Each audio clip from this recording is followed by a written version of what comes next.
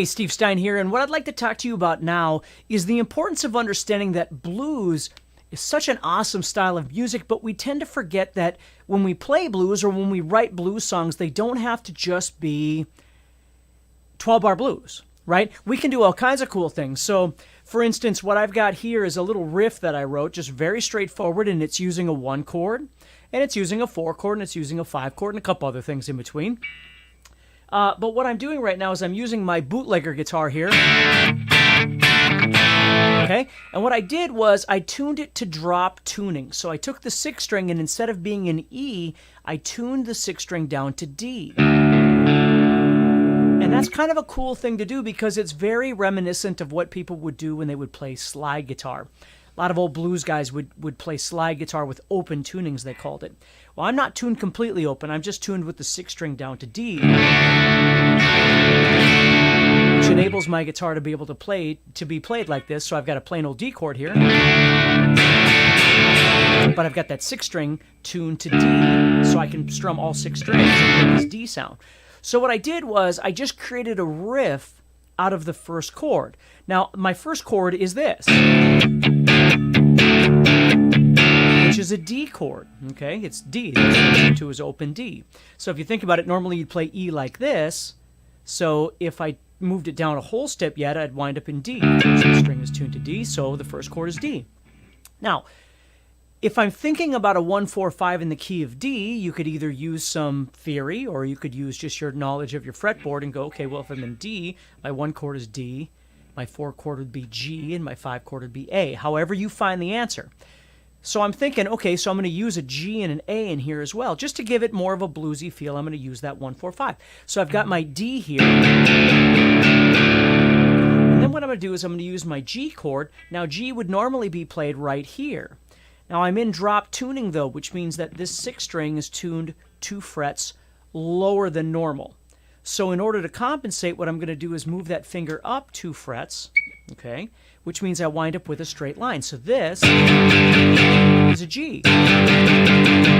So D, 1, 4, and then 5 would be here. You see? So you can hear the 1-4-5 happening. Now what I did was I just created a riff out of this where I'm not focused on 12-bar blues. I'm not focused on switching back between the 1 and the 4 and the 5 in that traditional sense. I'm just creating a bluesy sound. So I'm playing these 1-4-5 chords, but I'm giving it more of a, if you want to call it a rock and roll sound, but it certainly has a blues element to it.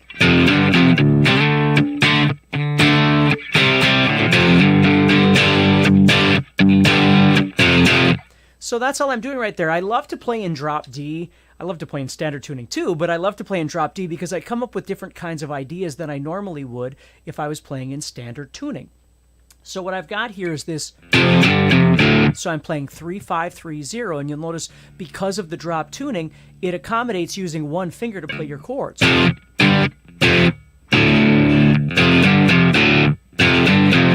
And then I'm just doing a slide from C to D to make it sound a little more interesting. Okay? And then I'm just adding in some rhythm. And again, you could literally make up anything. So that's what I'm doing. And then I'm moving back to the C chord and strumming that twice. Now that has nothing to do with blues or 1-4-5 or anything like that. It's just something else, something kind of cool to play. And then I'm going to do this. So it's very similar to the...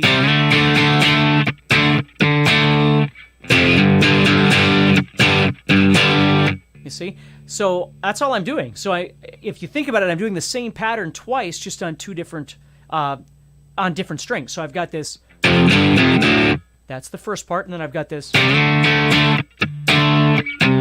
and then, so very similar.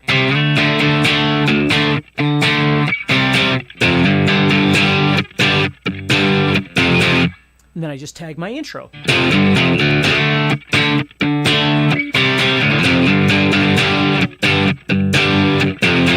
And that's my main riff. Now what I did was I used a... Okay, I went from...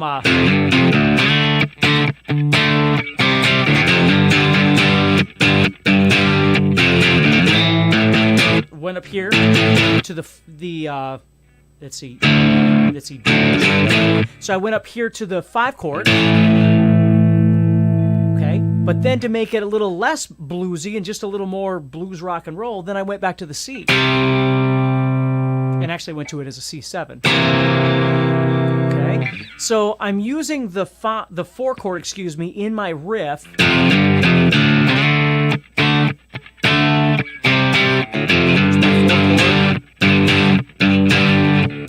Right, so I'm using it all over inside that main riff, the 1 chord, the D chord, and then I'm using this G in there as well. And then at the end, I just tag it with a 5 chord, which is the A,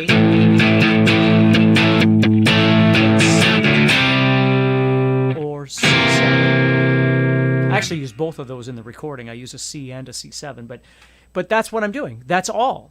So again, what's really cool about this then is you're giving yourself a different rhythm, a different vibe, a different tempo, different groove, all these different kinds of things than just the 12-bar blues. There's nothing wrong with the 12-bar blues. I love the 12-bar blues.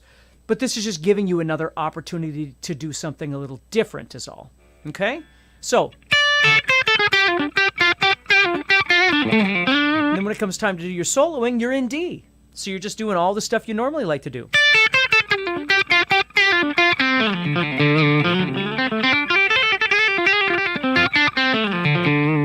However you like to play, but now you're playing in D. So the only thing I do is at the end then, when that C chord comes up, I go from here, doing whatever I like, and when that C chord comes up, I go to the 11th fret of the 2nd string, and I bend it because I'm actually bending to a note that fits over the top of that chord. Okay, so it sounds kind of cool over that C. And then I just end it with a D bend. And that's it. So there's no real planning on it. I'm just enjoying myself, having some fun. But what I would like to see you do is mess around a little bit and see what kinds of things that you can come up with writing riffs. You know, play the blues, play 12-bar blues, all those kinds of things, but explore some other ideas, right? Now, right now, again, I showed you how I'm in drop D. Well, I'm going to go back up now. Okay, so now I'm in E, just back to normal, right? So let's say instead of just doing a...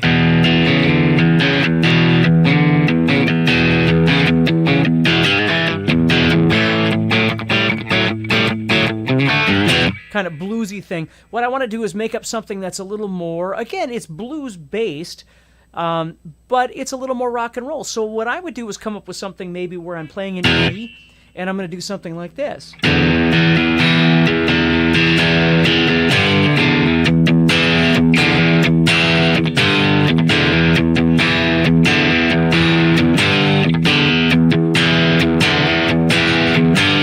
I could do the same thing over the 4 chord, which is the A.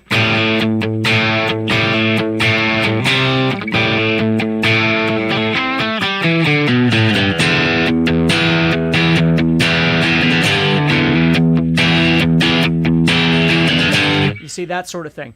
But when the 5 chord comes up, which is the B in this case, again, maybe I don't want it to be so bluesy, so I go to that B. Maybe I go to something else. So watch this. If I go...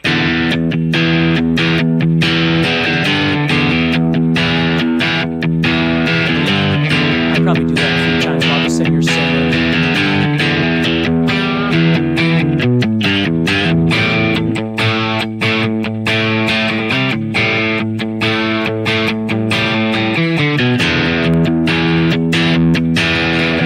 Now, here it comes. So instead of going to the 5 chord, the B...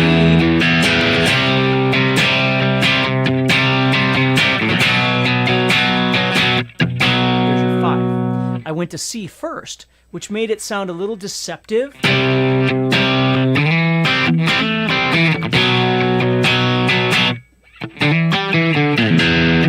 Which could be really cool. Or maybe you don't go to the 5 at all. Maybe you go C, D,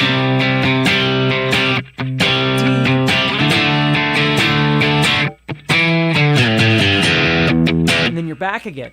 So again, you're giving it this really cool bluesy sound, this bluesy feel, but not feeling like you're tethered to the 12-bar blues per se.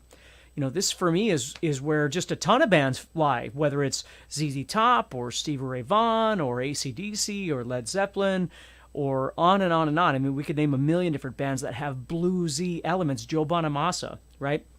Could be anybody.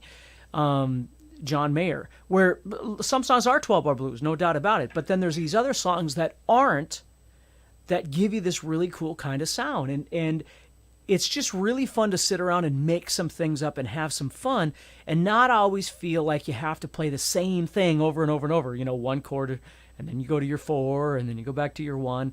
Make up something cool and post it and let me see it. Let me see what you come up with and what kinds of cool things that you're doing. So you've got some time here. Obviously, there's no rush in this, but have some fun. If at the very least you've got some sort of mobile device or something that can give you a drum beat that you can mess around with, that's always really fun. Or you can just think,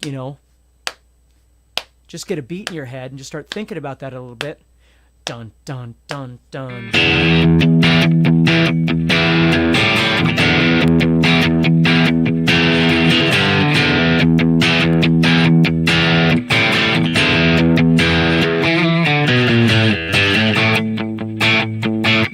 There's just all kinds of really neat things that you could make up.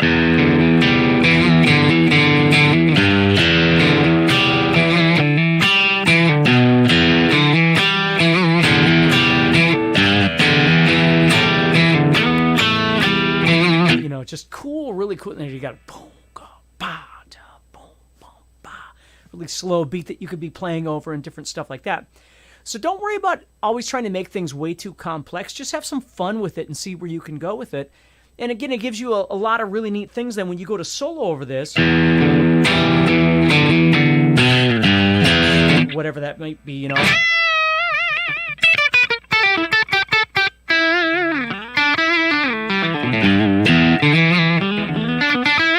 You can have some fun going all over the place and not just going, well, I got to go to a 1 right away.